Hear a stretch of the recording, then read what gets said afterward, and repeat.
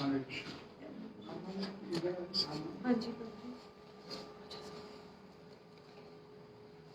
धन्यम तम नौमी चैतन्यम वासुदेवम व्याधि नष्ट कुष्ठम रूप पुष्टम भक्ति तुष्टम चकार्य। क्या नष्ट कुष्ठम, कुष्ठ रोग ठीक कर दिया, रूप पुष्टम सुंदर बना दिया, भक्ति तुष्टम साथ में भक्ति भी प्रदान किया। ऐसे चैतन्य महाप्रभु को मैं प्रणाम करता हूँ। ये चैतन्य महाप्रभु जब दक्षिण की यात्रा में गए तब ये भगवान क्या बोलते हैं, राधा कृष्ण नाही अन्य, श्री चैतन्य राधा कृष्ण नाही अन्य। भगवान चैतन्य महाप्रभु राधा और कृष्ण का सम्मिलित अवतार। भगवान ने ये अवतार लिया भक्त के रूप में। बेसिकली उनके आने के पीछे क्या भाव था, भक्ति कैसे की जाती है, भक्ति का स्वरूप क्या होना चाहिए, भक्ति कैसे होनी चाहिए, ये बतलाने के लिए भगवान भगवद गीता में बोले मामेकं शरणं व्रजामि त्वां सर्वपापेभ्यो मोक्षयिष्यामि मा शुचः। भगवान बोले मेरी शरण में आओ, एकमात्र मेरी शरण में आओ। तो भगवान की शरण में जाना कैसे है? तो भगवान ने अपना अगला अवतार जो चैतन्य महाप्रभु के रूप में लिया, उसमें यही बतलाने के लिए कि भगवान कृष्ण तो बोल दिए मामेकं मेरी शरण में आओ। तो फिर इन्होंने बतलाया आगे चैतन्य महाप्रभु ने कि नाम एकम शरण व्रज, कलयुग में एकमात्र नाम की शरण में, नाम, और कलयुग में नाम की ही महिमा है। कलयुग केवल नाम आधारा, सुमरे सुमरे नाम उतरे पारा। हरे नाम केव केवलम कलो नास्ते गति में था। और कोई रास्ता नहीं है, और कोई रास्ता नहीं है, और कोई रास्ता नहीं है। तो ये जब यात्रा करते थे तो नाम सिमरन की मस्ती, और दूसरा संसारी लोगों के मान अपमान की कोई परवाह नहीं। कहीं मान, इस संसार की रचना ऐसे ना, कहीं मान मिलता है, कहीं अपमान भी होता है। कहीं तो जाएंगे बड़ा मान सम्मान मिलता है, कोई पूछता भी नहीं किसी रह जाएगा।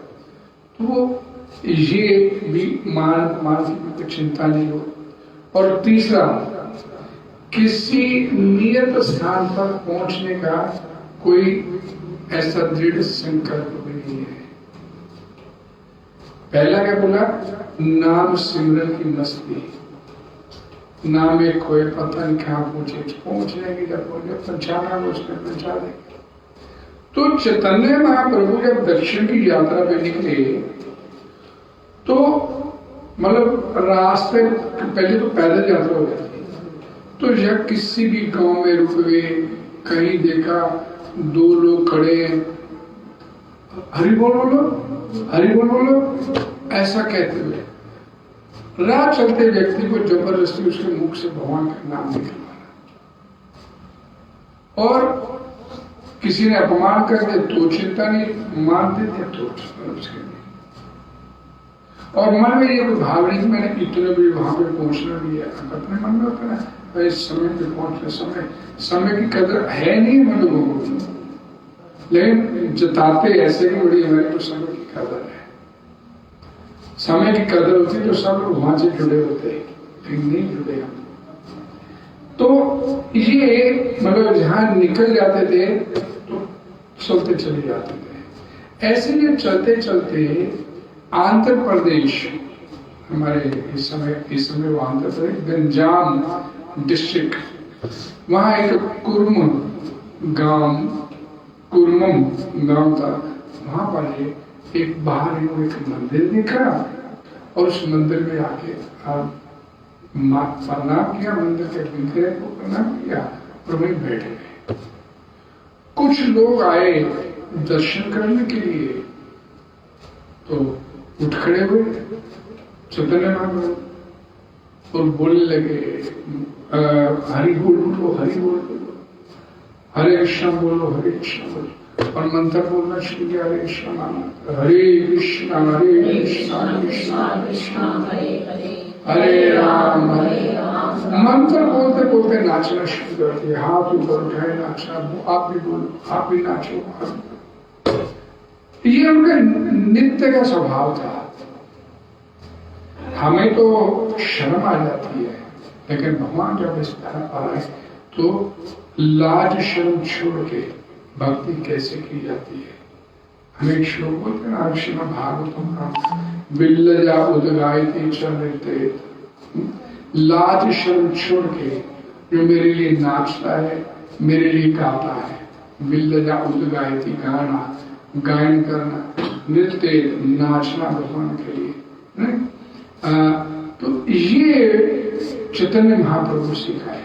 मैंने कल भी आप लोगों को बोला था कि हरे कृष्ण महामंत्र, हरे कृष्ण मूवमेंट का जो सूत्रधार करने वाले सूत्रपाल, ये चैतन्य महाप्रभु थे। इन्होंने सिखाया था कि जहां देखो हरे कृष्ण महामंत्र का कीर्तन करो, भगवान के नामों का कीर्तन करो, आनंद लो। पहले ऐसी भक्ति नहीं होती थी। इससे पहले माधवेंद्रपुरी आए और उन्होंने भाव भक्ति उन्हीं से शुरू की। तो माधवेंद्रपुरी के शिष्य थे आगे ईश्वरपुरी के आगे शिष्य और भगवान चैतन्य महाप्रभु आए। तो ये एक गुरु शिष्य परंपरा से चलते चले आ गए। तो इन्होंने एक भक्ति कैसे की जाती, माधवेंद्रपुरी, आप सब लोग कथा जानते हैं माधवेंद्रपुरी की, या वो उड़ीसा में क्या लेने गए, चंदन लेने गए। तो वो आप सब लोग जानते हैं उनकी कथा में, वो भी आगे चर्चा करेंगे। तो इन्होंने शुभारंभ किया ये नाचते हुए कीर्तन करना है, फिर और ये नहीं देखा कि किस स्थान पे करना है। और इन्होंने ये बोला था, नारे देखो तारे को कृष्ण प्रदेश। मैंने कल बोला कि भक्त प्रचार नहीं करता, तो प्रभुपाद जी बोलते थे वो चलती फिरती लाश है, उसका जीना एक ही बात है। वो तो यहाँ तक बोला है कि धरती पे बोल जाओ, क्योंकि हम लोग आए ही उसी का नाम सिमरन करने के लिए, लेकिन हम वो काम नहीं कर रहे जो करना चाहिए था, और नहीं करना चाहिए वो भाग के हम लोग करते हैं शाम को। यहाँ जब वो पहुंचे तो पूरे उस मंदिर में पूरे हरिनाम की गूंज, खूब नृत्य कीर्तन होना शुरू हो गया। चैतन्य महाप्रभु 1.5-2 घंटे लगातार उन्होंने कीर्तन किया। जितने लोग पता चले जिसको भी वहां कोई संत है, महात्मा है, वो कीर्तन करता चला गया। उसका रूप, उसके मुख से निकलने वाले तेज से लगता है कि वो साधारण नहीं है कोई। तो जिस किसी को भी एक पता चलता तो वो सीधा उस कुरंगार उस मंदिर में पहुंचता और उनका इतना प्रभाव होता चैतन्य महाप्रभु कि वो नाचे बिना वहां रहता नहीं। तो पूरी गूंज हो गई, पूरे जितने लोग थे उस गांव के पहुंच गए। गांव तो छोटा था, पता चल जाता है, खबर हो गई। तो जितने गांव के लोग थे सारे वहां पर पहुंचने शुरू हो गए और खूब वहां पे जमकर कीर्तन हुआ। फिर भगवान चैतन्य महाप्रभु बैठ गए, थोड़ा बहुत उनको लोगों को समझाया भगवान की भक्ति के बारे में। तो वहीं पर एक कुरुंगांगे का ब्राह्मण था। वो चैतन्य महाप्रभु जब सुस्ताने लगे, लेट गए उसी मंदिर के चबूतरे के ऊपर, तो आके उनके चरण दबाने लग गया। आप कुछ साधारण नहीं है। आप जैसे महात्मा, मैं अपने अनुभव के आधार पर बोल सकता हूँ, ब्राह्मण बोला कि यहाँ भी जाएंगे वहां सिर्फ और सिर्फ कल्याण होगा।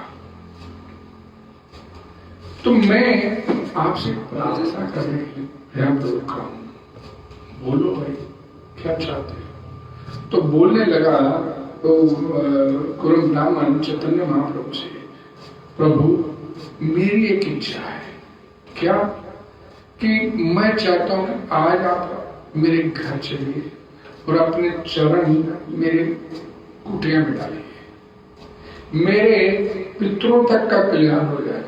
भाई तू जो समझ जाएगा वो नहीं, भगवान वो उनको कोई भगवान बोलता था तो अपने कानों पे हाथ रख लेते थे, तो नहीं अचले जो भी है, मैं आपसे प्रार्थना करता हूँ, निवेदन करता हूँ कि मेरे घर थोड़ा मेरा आतिथ्य सत्कार कर लीजिए। तो ये बड़ा सुंदर इसमें वर्णन आता है कि ये बोलते हैं वो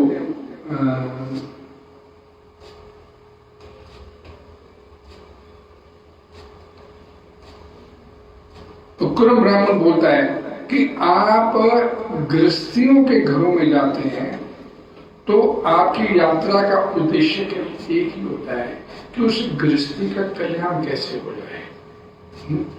हमें तो मालूम भिक्षा के लिए नहीं जा रहे हैं, भिक्षा मांगना आपका प्रयोजन नहीं है, आपका मुख्य प्रयोजन होता है आप जैसे संतों का महात्माओं का कि जिस गृहस्थी के घर में गया हूं उसका कल्याण कैसे हो।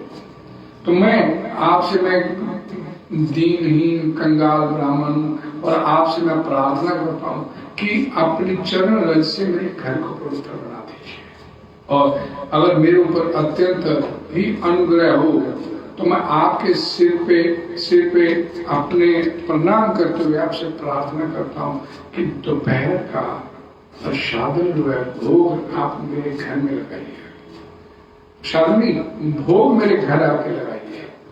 उस कुरम ब्राह्मण ने चैतन्य महाप्रभु से प्रार्थना किया, तो चैतन्य महाप्रभु उसकी बात को सुनकर मुस्कुराए और बोलने लगे कि ब्राह्मण तो कैसी बातें कर रहा है। ये बड़ा सुंदर प्रसंग है कि ब्राह्मण तो साक्षात श्री हरि का मुख बोला जाता है, ब्राह्मण को साक्षात हरि का मुख बोला जाता है, और आप जैसे विनयी वैष्णव ब्राह्मण का आतिथ्य ग्रहण करने में मेरा बहुभाग्य है। भगवान कैसे मतलब शब्दावली इस्तेमाल किए कि मेरा बहुभाग्य है, फिर जैसे गृहस्थी के घर में जाके मैं अगर कुछ ग्रहण करूंगा तो इसमें मेरा कल्याण होगा। जो भगवत भक्त होते हैं, जो साधु संतों में श्रद्धा रखते हैं और जिन्हें अतिथियों की घर में कोई अतिथि आ जाए ना तो उनकी सेवा करने में जिसको सुख मिलता है, उनकी 3 कंडीशन है उनकी। एक बात बड़ी समझने लिए श्री चैतन्य चरितामृत की, अतिथियों की सेवा करने में जिन्हें सुख मिलता है ऐसे अतिथि के घर पर प्रसादन ग्रहण करने में तो अतिथि जो होता है वो भी पवित्र हो जाता है। गृहस्थी, एक्चुअल गृहस्थी किसे बोलते हैं? मैंने आपको बोला कि सुबह उठे जब उसने भगवान जी को भोग लगा दिया, भोग लगाने के बाद बाहर निकल के आके देखेगा कोई ऐसा व्यक्ति मिल जाए जिसको मैं कुछ खिला सकूं।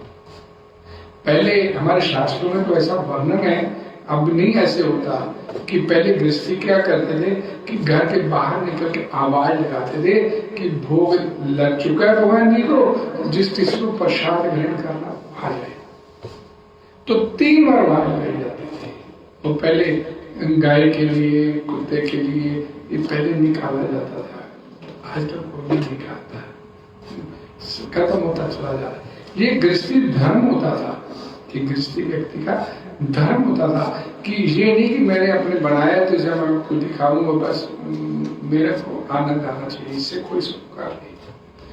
तो उससे बोले कि ऐसे घर में ग्रहण करने से जो अतिथि होता है वो भी पवित्र हो जाता है। वो उनको भोग लगा प्रसाद मिलेगा जिस घर में जाके, तो पवित्र कैसे नहीं होगा। तो प्रभु के मुख से, महाप्रभु के मुख से जब ये वाणी निकली और उस कुरम ब्राह्मण ने सुना तो इतना आनंद से व्याकुल उठा तो इसका मतलब है आप मेरे घर आएंगे ना, और पक्का करना है उसे भगवान, आप मेरे घर आएंगे। तो चैतन्य महाप्रभु बोले कि मैं आ रहा हूं, मैं बाहर नदी है उसमें स्नान करके मैं तुम्हारे घर में आ रहा हूं। और वो ब्राह्मण खुशी में उसकी बार नहीं गया और तुरंत अपने घर भाग गया कि अब मेरे घर में आएंगे, भगवान मेरे घर में आएंगे। और चैतन्य महाप्रभु वो स्नान करने के लिए चले गए और वो कुरम ब्राह्मण अपने घर अपनी पत्नी के पास संदेश लेकर पहुंच गया। उसके कोई इतना अमीर व्यक्ति नहीं था वो ब्राह्मण, घर में कोई धन धाने की बलबूरता नहीं थी उसके पास, लेकिन जो कुछ उसके पास था उन्हें बड़े प्रेम भाव के साथ अपनी पत्नी को पहले बताया कि ऐसे ऐसे घर में एक ऐसा संत महात्मा आ रहा है जिसके तेज से तू प्रभावित हो जाएगी, तो फटाफट जितनी जल्दी हो सकती है तो कुछ बढ़िया बढ़िया से पकवान बना व्यंजन तैयार कर। तो वो ब्राह्मण बोला मैं भी इसमें तुम्हारी सहायता करूंगा। और उस पति पत्नी ने दोनों ने मिलकर जल्दी जल्दी कुछ व्यंजन बनाए और जितनी उनकी समर्थता थी, जितना उनका सामर्थ्य था, उन्होंने चैतन्य महाप्रभु के लिए व्यंजन बना के घर में बैठ के इंतजार करने लगे और भगवान का कीर्तन करते हुए हरे कृष्णा कृष्णा कृष्णा हरे हरे, हरे राम राम राम हरे हरे। भगवान को भोग नहीं लगाया उस व्यक्ति ने। उस व्यक्ति ने क्या किया, जितने भी व्यंजन बनाए थे उन व्यंजनों में अलग अलग तुलसी दल रखा, तुलसी पत्ता रखा और सारे व्यंजन उसने बनाए थे और चैतन्य महाप्रभु के आगे परोस दिए। भोग लग गया, बस आप ही भोग लगे। महाप्रभु आपका भोग लगने से भगवान को भोग लग गया सबके।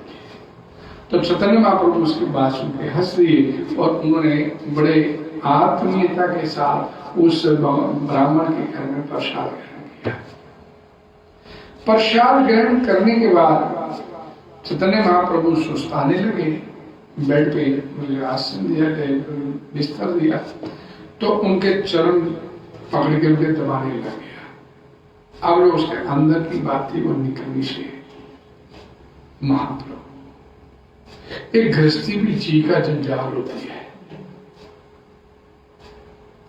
मैं रोजाना अपनी इस गृहस्थी को पालने के चक्कर में कभी ये समस्या, कभी वो समस्या, कभी ये समस्या, मैं उब गया। अब मैं भजन करना चाहता हूं और मैंने देखा कि आप जैसा वैरागी, आप जैसा वैष्णव मेरे गांव में आया है, तो मैंने देख लिया कि आप कोई साधारण नहीं है। और चूंकि मैं इस गृहस्थी के जंजाल से निकलना चाहता हूं और मैं आपसे प्रार्थना करता हूं, आप तो पीछे से कहीं से आ रहे हैं और आगे कहीं जाएंगे, तो मेरी आपसे प्रार्थना की मेरे को भी अपने संग ले लो। व्यक्ति ने बोला मैं घर गृहस्थी छोड़ना चाहता हूं, निकलना चाहता हूं, मेरे को नहीं अब घर गृहस्थी में ज्यादा पसंद। तो महाप्रभु जो आराम कर रहे तुरंत उठकर खड़े हो गए। भाई कैसी बातें करता है, तेरी पत्नी भक्त, इतने सुंदर सुंदर उसने व्यंजन बनाए, भोग लगाया, मेरे को खिलाया आप लोगों ने, और उसके बाद भी मेरी तो समझ में नहीं, बस अब मैं गृहस्थी के चक्कर में ज्यादा फंसना नहीं चाहता, ना मत कीजिएगा, मेरे को अपने संग ले चलिएगा। तो वहां पर ये जो मैं आपको श्लोक बोलता रहता हूँ, हमेशा बोलते हैं हमने चैतन्य चरितामृत का मशहूर श्लोक है, यारे देखो तारे को कृष्ण हमारा गया गुरु, कि तू गृहस्थी में रहे, घर गृहस्थी छोड़ने की जरूरत नहीं है तेरे को, लेकिन कर क्या, यारे देखो तारे को कृष्ण उपदेश, भगवान कृष्ण के नाम का प्रचार करता है। जो भी मिले, यारे देखो, जो भी तेरे को दिखे तारे, उसको तो क्या हो, भगवान कृष्ण के नाम का उपदेश। अपनी गृहस्थी छोड़ने की आवश्यकता नहीं है। और विशेष करके कलयुग में गिरावट आ जाएगी, गिरावट आ जाएगी। उन्होंने खुद 24 साल की उम्र में संन्यास ले लिया, गैर गृहस्थी छोड़ दी। उनकी पत्नी 16 साल की थी, चैतन्य महाप्रभु। लेकिन किस लिए छोड़ा कि उनकी बातों को कोई लेता नहीं था, बेटे ही नहीं लेता था। जब संन्यास ले लूंगा, इतनी छोटी उम्र में संन्यास लिया, तो व्यक्ति कुछ बोल रहा है तो इसका कुछ मकसद है बोलने का, लाइटली नहीं लेगा कोई बात। एक सन्यासी बोल रहा है, तो उन्होंने संन्यास लिया हम बद्ध जीवों के कल्याण के लिए। और उन्होंने उस गृहस्थी को बोला कि कुछ छोड़ने की आवश्यकता नहीं, अपने घर में रह, भगवान का भजन कर, और जो गृहस्थी धर्म तू जैसे अभी निभा रहा है ऐसे निभाता चला है, इसी से तेरा कल्याण हो जाएगा। यही तेरा भजन है और यही तेरा कल्याण का रास्ता है। अपनी गृहस्थी छोड़ने की आवश्यकता नहीं। और उस पूर्व ब्राह्मण के घर में उस रात चैतन्य महाप्रभु रहे, और अगले दिन सुबह उस कुरम ब्राह्मण के घर से आगे की यात्रा के लिए निकल गए। अब उसी गांव में कुरम गांव में एक वासुदेव नाम का व्यक्ति रहता था। उस कुष्ठ रोग, कोढ़ का रोग हो गया था। कोढ़ का रोग इस कदर उसे हुआ कि उसका पूरा शरीर गल गया। गल गया भी ठीक है, लेकिन गलने के बाद जगह जगह जो घाव हो गए थे उसके शरीर पे, उसमें कीड़े पड़े हुए थे। वो उसके शरीर की दशा। मतलब गल जाना तो ठीक है, भाई गल गया शरीर, इतना कोढ़ हो गया उसे, और उसके ऊपर उसके कीड़े पड़ गए। और जिस परिवार में रहता था उस परिवार ने उसे निकाल दिया कि अब ये दूसरे नर से इफेक्टेड हो गए। ये संसार की रचना है हमारे। जब अपने को सेक लगता है, भाई तो पीछा छोड़ देना।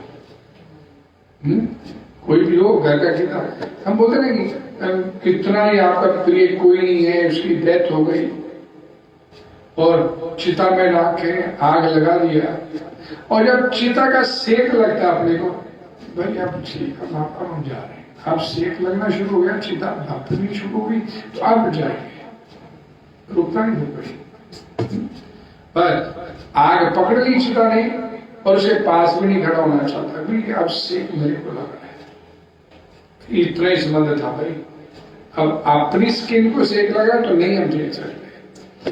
तो उसको वासुदेव को भी उसके परिवार ने अस्पृश्य या भी इसका स्पर्श किया तो अपने को प्रॉब्लम आ जाएगी और उसको घर से निकाल। बात यहां तक भी आती तो ठीक थी, जब घर के परिवार ने उसे त्याग दिया तो अड़ोसी पड़ोसी उसे कौन सहन करेगा? अड़ोसी पड़ोसी कौन सहन करेगा उसे? तो पड़ोसियों को उसने सबसे पहले अगले आगे निकल। अब वो रोग उसको इतना भयानक हो गया कि वो चलने फिरने में भी नाकाम हो गया। तो वो जो चलता था तो घिसट के जाता था। अब बॉडी नहीं चल फिरने में सक्षम नहीं था वो, तो घिसट के जा रहा था। तो लोग जब वो घिसट के जिस रास्ते पे चला जाता था उस रास्ते पे चलने से भी गुरेज करते थे कि यार अपने को कोई समस्या नहीं हो रहा है। तो उसका इतना बढ़ता हुआ जो कुष्ठ रोग था वो इस कदर उसके ऊपर हावी हो गया कि भाई इसको तो गांव से बाहर निकालो, भाई हमारे तो मर गया। वो परिवार जो उसका परिवार था, जो उसके फैमिली मेंबर थे, जिनके साथ उसने हंसी खुशी वाले पल भी बिताए होंगे, अब वही उसको कह रहे इसको बाहर निकालो, और गांव वालों को इसको बाहर। तो गांव के बाहर एक पीपल पे पेड़ के नीचे वो पड़ा रहता था। कोई आता था तो कुछ दे आ गई किसी को तो कुछ उसके आगे डाल जाता था, खा लेना। और नहीं मिलता था खाने को तो उपवास होता था उसका। तो ये उसकी स्थिति। अब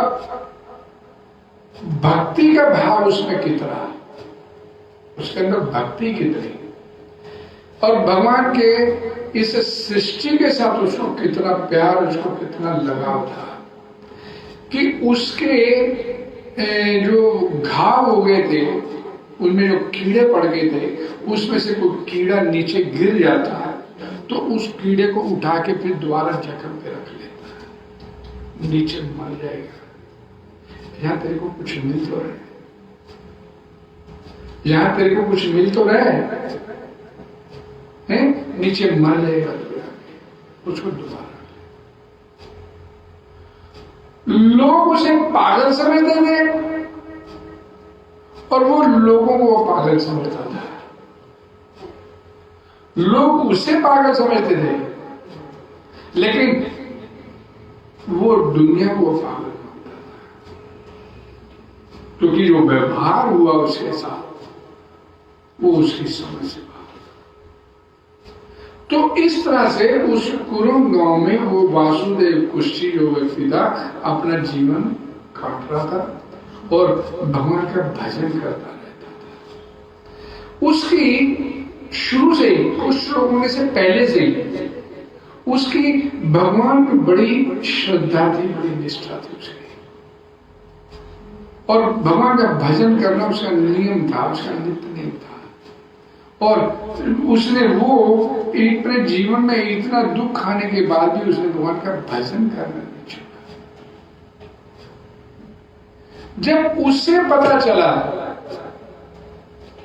कि गांव में ऐसा कोई विलक्षण व्यक्तित्व आया है, ऐसा व्यक्ति आ गया है जिसके दर्शन मात्र से कल्याण हो जाता है, तो उसके मन में भी ये भाव हुआ कि मैं उसके दर्शन करूं। और आप उस अलौकिक दिव्य आत्मा के दर्शन करने के लिए, उस भगवान के दर्शन करने के लिए वो अपने उस चुबारे से निकला गांव के बाहर से, और गांव के अंदर वो पता चला कि वो कुरुम ब्राह्मण के घर में रुके हुए हैं। तो भाई सुबह सुबह अंधेरे में मैं उसके घर जाऊंगा, कोई देखेगा नहीं मेरे को, तो उस महान आत्मा के मैं दर्शन कर पाऊंगा। और तत्काल वो व्यक्ति घिसटता पड़ता रोता उस कुरुम ब्राह्मण के घर पहुंच गया। आवाज लगानी शुरू की उस कुरुम ब्राह्मण को। कुरुम ब्राह्मण ने देखा कि बाहर कोई व्यक्ति उसको आवाजें लगा रहा है, तो उसने दरवाजा खोला तो सामने वो वासुदेव कुष्ठी हाथ जोड़ के प्रार्थना करता और निवेदन करता हुआ, मैं आना नहीं चाहता था आपके घर, लेकिन मेरे को पता चला यहाँ कोई दिव्य आत्मा आई है, मेरी इच्छा थी उसके दर्शन करके अपने जीवन को धन्य कर। उसके मन में जो बात थी उसने उस कुरुम ब्राह्मण को बोली। कुरुम ब्राह्मण भी वैष्णव था, गृहस्थी था, उसने उसकी बात को सुना और बोला, भाई तू लेट हो गया, अब तो वो चले गए भाई। अब तो थोड़ी देर पहले ही वो तो निकल गए, सुबह अंधेरे में ही निकल गए थे, वो तो बड़े दिव्य आत्मा थी भाई, वो रुके नहीं। मैं बहुत रोका कि 2-4 दिन मेरे घर में रह के मेरा कल्याण करो, लेकिन वो रुके नहीं, वो निकल गए। उस वासुदेव कुष्ठी ने जब ये सुना तो वही जमीन पर पड़े पड़े वो ऊंची ऊंची स्वर से रोता हुआ विलाप करना शुरू कर दिया। भगवान घर परिवार वालों ने मेरे को छोड़ दिया, इस समाज ने मेरे को छोड़ दिया, तो मेरे को कोई दुख नहीं हुआ, लेकिन आप भी मेरे को छोड़ के चले जाएंगे तो मैं किसके सहारे अपना जीवन बिताऊंगा। उच्च स्वर में रोता रोता विलाप करने लगा, तो भगवान मैं किसके सारे जीवन जीऊंगा अपना, मैं तो आपको ही अपना सब कुछ समझता था, आप नहीं मेरी देख रेख करेंगे, आप नहीं मेरे को दर्शन देंगे, तो मैं कैसे अपना जीवन गुजारूंगा। और ऊंची ऊंची स्वर से रोता हुआ विलाप करने लगा, भगवान मैं तो ऐसे प्राण त्याग दूंगा, मैं तो इसी स्थान पर। और वो रोता रोता विलाप कर रहा था, और चैतन्य महाप्रभु पता नहीं कोसों दूर चले गए थे, लेकिन भगवान बोलते ना, ईश्वर सर्वभूता नाम हृदय श्री अर्जुन कृष्ण हरेक जीव के। तो उस कुरम ब्राह्मण, उस वासुदेव कुश्ती के भी हृदय में वही भगवान बैठे थे। अपने भक्त की आर्त पुकार सुनी तो तुरंत उल्टे पांव वापस उठ गए। और उस स्थान पर यहाँ पर वासुदेव कुश्ती रोता रोता विलाप कर रहा था और अपने भाग्य को दिखा रहा था कि भगवान भी मेरा तेरे छोड़ के चले जाए, मेरे को तिरस्कृत करेंगे। दूर से रोते रोते जब उस वासुदेव कुश्ती ने देखा कि एक दिव्य आत्मा दूर से भागी चली आ रही है, तो उसकी आंखों में चमक आ गई। ध्यान से देखा, ये कोई और नहीं, स्वयं भगवान आ रहे हैं, नारायण आ रहे हैं। और देखा कि ये जिनकी मैं इंतजार कर रहा था, जिनकी मैं रो रहा था, वही। और जैसे ही वो देखा कि और करीब आते चले आ रहे हैं, और उसे लगा कि ये अब आएंगे तो सीधा मेरे पास ही आएंगे और मेरा स्पर्श करेंगे, और मैं तो गलावा शब्द लेके बैठा हूं, कीड़े लगे इसमें। तो उसने देखा कि मुझे सीधा भागते हुए मेरी तरह, तो पीछे घिसवाना शुरू हो गया। और देखा और तेजी से आ रहे, तो रोते रोते चला चले, प्रभु मैं धन्य हो गया, लेकिन ये नहीं कीजिए कि मेरे सीधा मेरे को पकड़े या मेरा स्पर्श करे, ये नहीं मैं चाहता।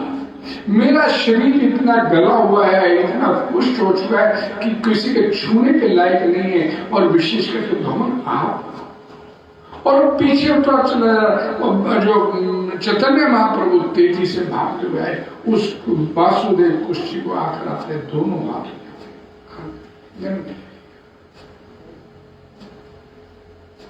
मत छूइए मेरे शरीर को, छोड़ दीजिए मेरे को, मेरा अपवित्र शरीर है, आपका शरीर अपवित्र हो जाएगा। तो चैतन्य महाप्रभु बोले, तेरे जैसे भक्तों के शरीर की पीव, जिसे तू कहता है मेरी पीव निकलती है, उस पीव को अपने शरीर पे रगड़ने से तो मैं पतित पावन।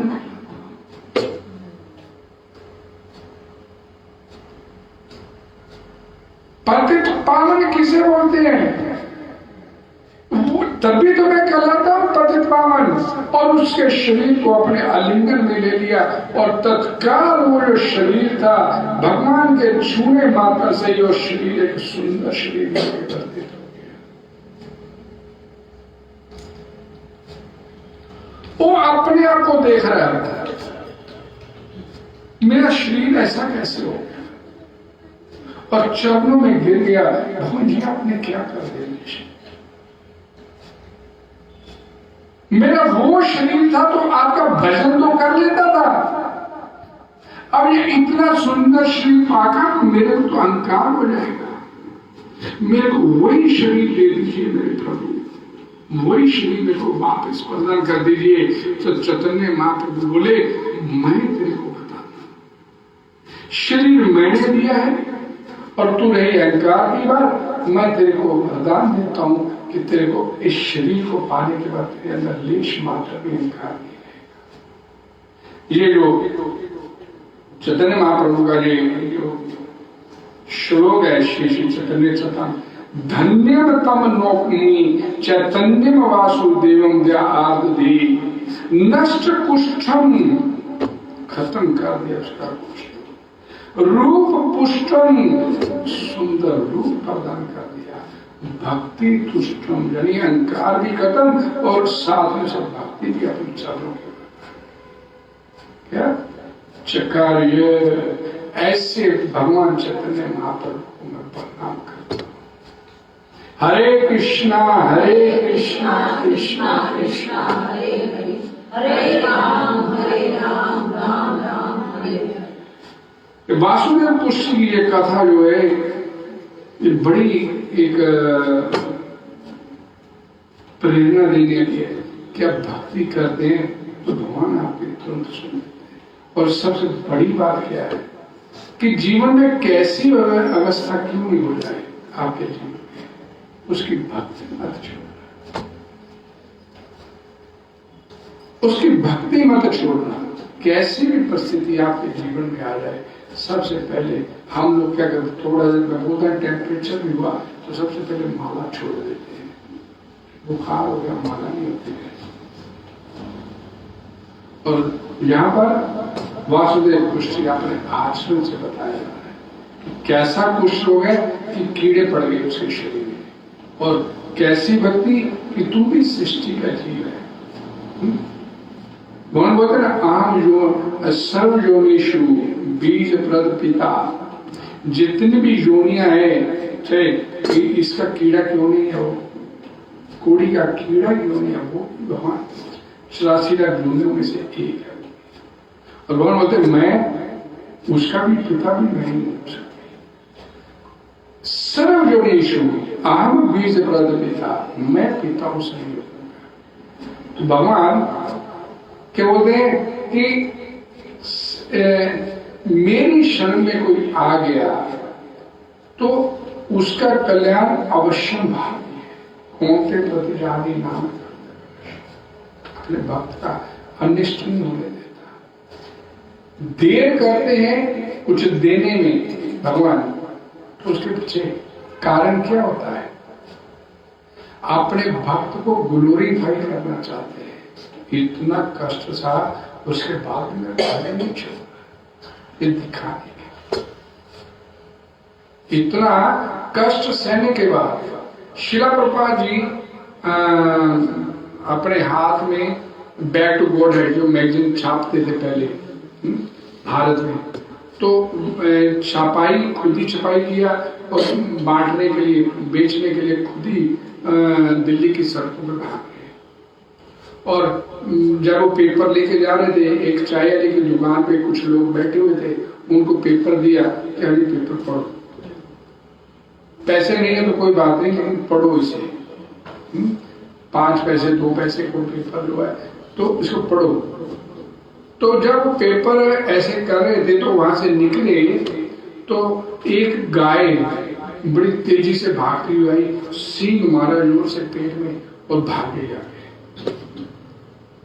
और शिला प्रभुपाद जी वहां पर सड़क के ऊपर पड़े, उनको चोट लगी पेट में और सींग मारा गाय ने, उनके ऊपर पैर रख के चली गई और वहां बैठे बैठे सोचते हैं, मैं तो भगवान की सेवा कर रहा हूं, भगवान के नाम का प्रचार कर रहा हूं, और फिर भगवान ने ये गाय क्यों मेरे को मार के चली गई?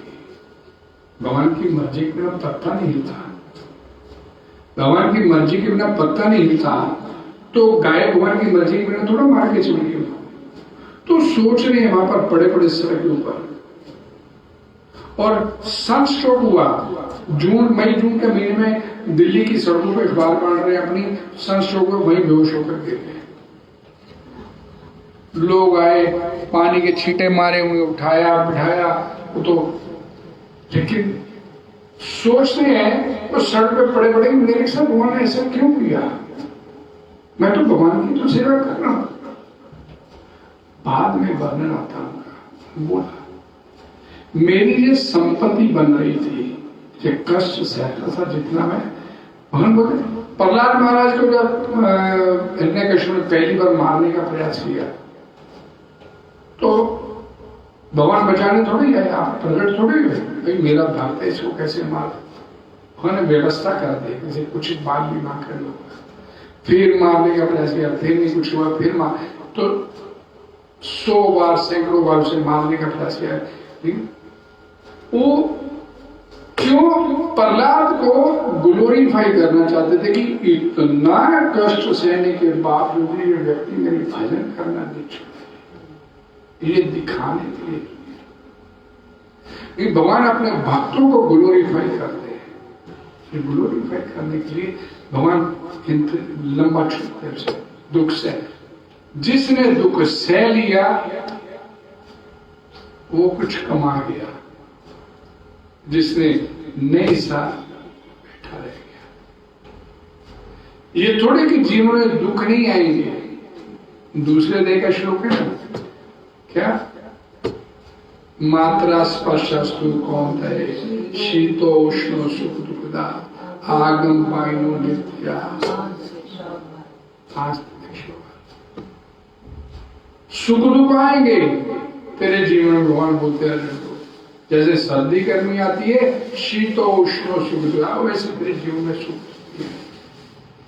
आगम पाइनो अनित्य, टेम्परेरी है, आने जाने वाले होते हैं।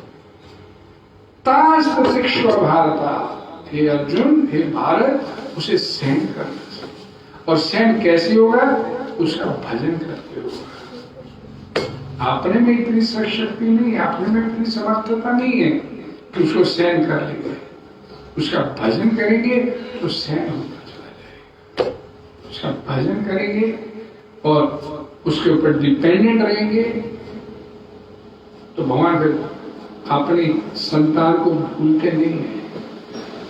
और तो देने में कुछ देरी करते हैं तो उनके पास आपके लिए बढ़िया कोई योजना है, उस पर भरोसा रखिए, उस पर श्रद्धा रखिए, उस पर विश्वास रखिए। हरे कृष्णा कृष्णा कृष्णा हरे हरे, हरे राम राम राम हरे हरे। जगद्गुरु श्री भगवान की जय। कोई डिस्कशन?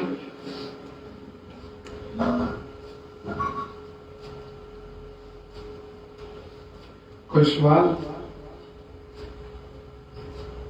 हरे कृष्णा। श्री भगवान की। आप सबका धन्यवाद। हरे कृष्णा।